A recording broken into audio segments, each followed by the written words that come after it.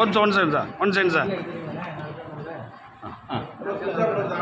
வலங்கைமான் காவல்துறையிலே தொடர்ந்து பொதுமக்கள் புகார் கொடுக்க வந்தாலும் காவல்துறையை சந்திக்க வந்தாலும் அவர்களை சரிவர மதிப்பதில்லை. பாப்பா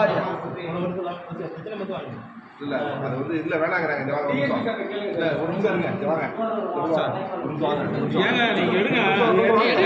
நீங்க சொல்லுங்க சார். நீங்க ஏன் எடுங்க நான் எடுங்க சார். இல்ல பரவாயில்லை. நான் எடுங்க சார்